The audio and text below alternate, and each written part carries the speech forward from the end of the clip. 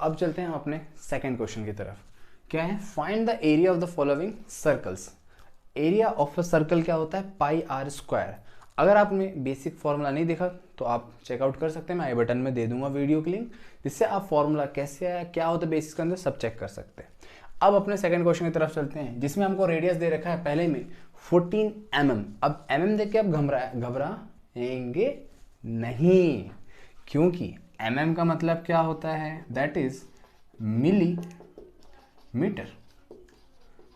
मतलब mm क्या होता है? मिलीमीटर होता है।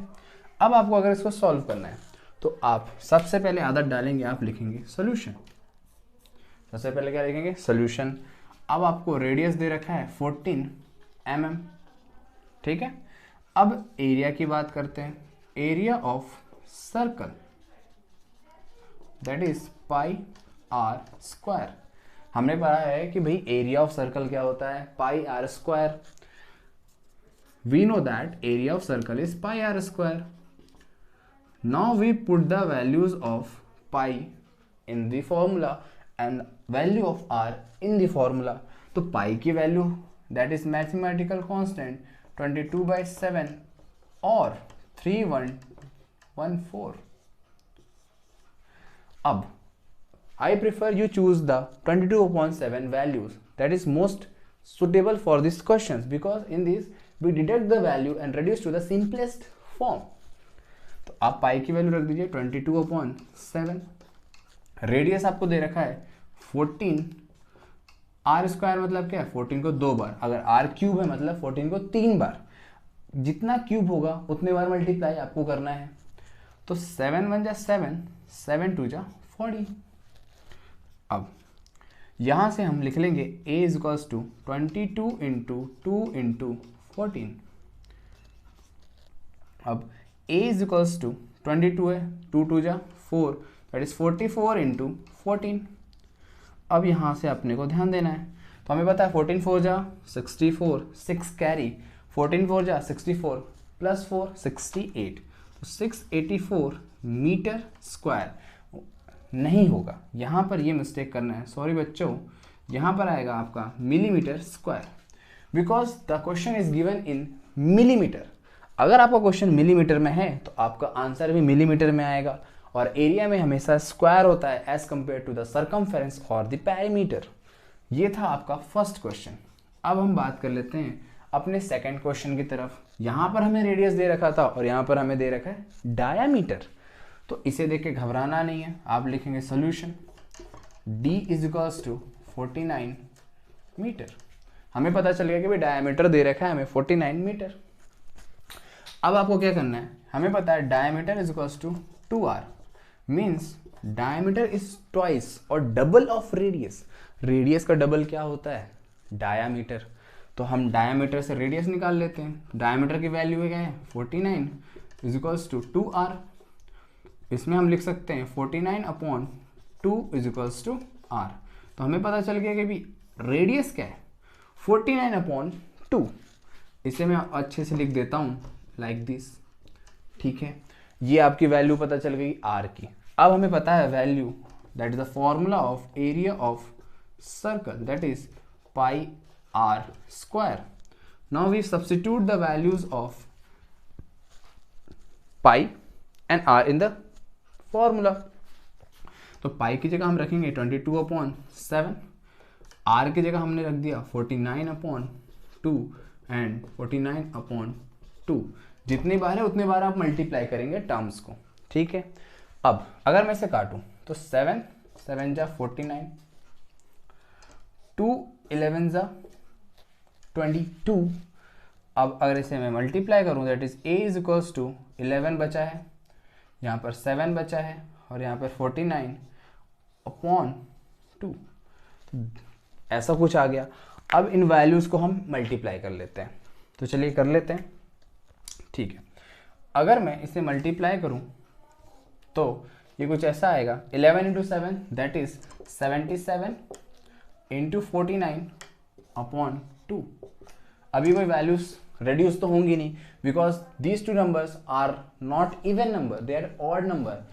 The number which is even, which is divisible by 2 तो हम क्या करेंगे, इसका मल्टीप्लाई कर लेंगे, तो डेट इज 7 इंटू 49, तो 9 7 जा 63 कैरी 6, 9 7 जा 63 6 कैरी दैट इज 69 एंड 4 7 जा 28 2 कैरी एंड दैट इज 30, तो 3773 अपॉन 2। अब इसकी वैल्यू कैलकुलेट करते हैं, दैट इज 2 1 जा 2 दैट इज 17, 8 जा 16 17, 8 जा 16 17, 1 6 जा 12.5, तो हमें पता चल गया कि एरिया है 1886.5 metre square.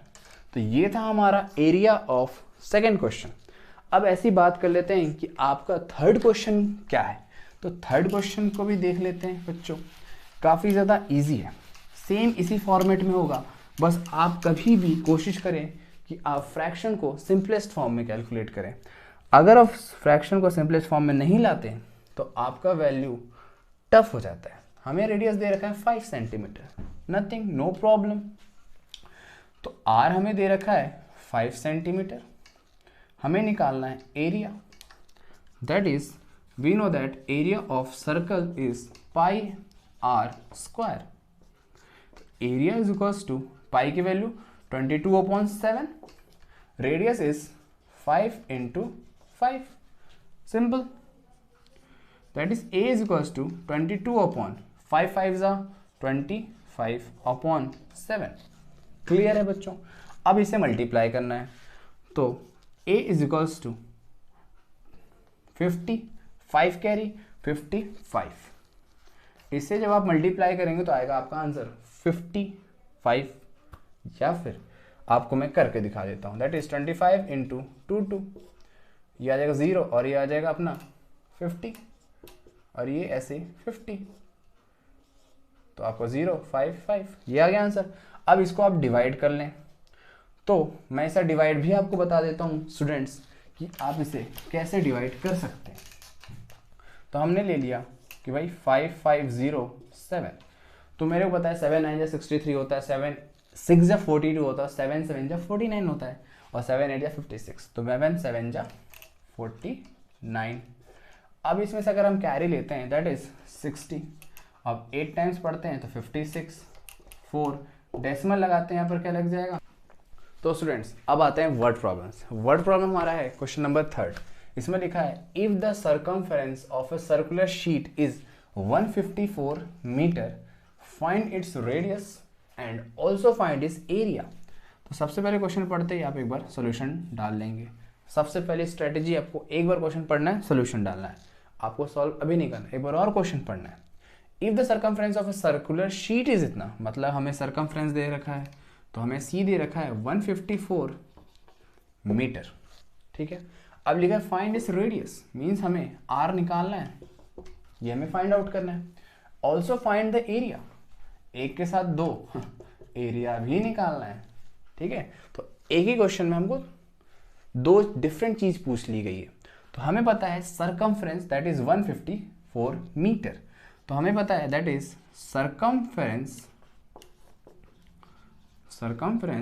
Of a circle is equals to कितना होता है 2 pi r, c is equals to 2 pi r. अब इसमें हमें क्या है गिवन, दैट इज सरकमफेरेंस दे रखा है हमें 154, तो सरकमफेरेंस की जगह पर हम रख देते हैं 154, 2 की जगह 2, पाई की वैल्यू मैंने आपको बताया था that is a mathematical constant which has equal value 22/7 और 3.14, बट आप यूज कौन सा करेंगे, दैट इज 22/7, तो यहाँ पर रख देते हैं 22/7। अब रेडियस हमें फाइंड करना है, तो हम r लिख देते हैं। अब देखिए आपको एक वैल्यू कैलकुलेट करनी, मतलब सारी वैल्यूज को क्या करना होगा, ट्रांसपोज। तो आप क्या करेंगे, क्रॉस मल्टीप्लाई ट्रांसपोजिंग, मतलब हमारा यहाँ 154 था, अब इनटू ये वाली नीचे वाली चीज़ है तो ऊपर जाके मल्टीप्लाई हो जाएगी अपॉन 7 हो जाएगी। अब ऊपर वाली जो डिनोमिनेटर वो वैल्यू नीचे आ जाएगी, क्रॉस मल्टीप्लाई होकर that is 2/22 is equals to r। तो ये चीज़ समझ में आई आपको। मैंने यहाँ पर क्या किया बच्चों, ट्रांसपोजिंग मीन्स 7 को यहाँ पर ऊपर ट्रांसपोज किया और इस वाली चीज़ को नीचे ट्रांसपोज किया। अब ये डिनोमिनेटर अपॉन, या फिर बोल सकते हो आप न्यूमरेटर अपॉन डिनोमिनेटर हो गया एक्सचेंज होने के बाद। अब इसकी हम वैल्यूज कट डाउन करते हैं। कैसे?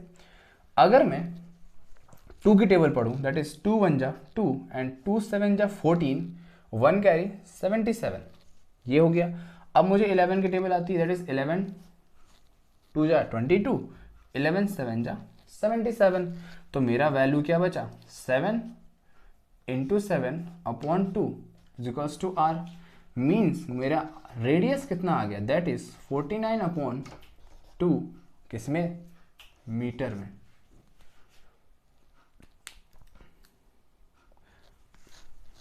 अब ये चीज आ गई कि मेरा रेडियस आ गया 49 अपॉन 2 मीटर। अब मुझे क्या कैलकुलेट करना है? रेडियस तो हमारा आ गया, डन। अब मुझे निकालना है एरिया। एरिया का फॉर्मूला क्या होता है बच्चों? तो मैंने पढ़ा रखा है कि area of a circle, area of a circle is pi r square. यहां पर वैल्यू आप डेसिमल में मत लाइए, उससे क्या बेनिफिट होगा मैं आपको एरिया में बताता हूं, जिससे आप अपनी वैल्यूज को सिंपलेस्ट फॉर्म में कन्वर्ट कर सकेंगे। That will make your answer easy. तो एरिया इज इक्वल्स टू हो जाएगा पाई की वैल्यू 22 अपॉन 7, आर कितना था हमारा? 49 अपॉन 2, आर 2 बार लिखेंगे क्योंकि स्क्वायर है। अब यहाँ से वैल्यू आपको डिडक्ट करनी है, तो हमें पता है 7 7 जा 49, 2 1 जा 2 एंड 2 11 जा 22। अब यहाँ पर कोई चीज़ नहीं कट होगी, तो हम इसे ऐसे ही लिख देंगे।